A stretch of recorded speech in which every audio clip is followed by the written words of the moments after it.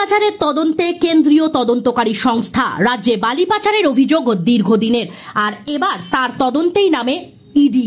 বেহালার James long সরণির একটি অফিসে চলছে ইডির তল্লাশি। জিডি মাইনিং নামে একটি সংস্থার কার্যালয় রয়েছে এখানে। সংস্থাটি বালি ব্যবসার সঙ্গে জড়িত এবং আরও একটি এর শাখা বিধাননগর সেক্টর 5-এ রয়েছে বলেই জানা গিয়েছে। কিভাবে কোন কোন জায়গায় দুর্নীতি হয়, কিভাবে সরকারি রেট বাড়িয়ে বালি বিক্রি করা হয়, তারই তদন্ত করে দেখছে ইডি।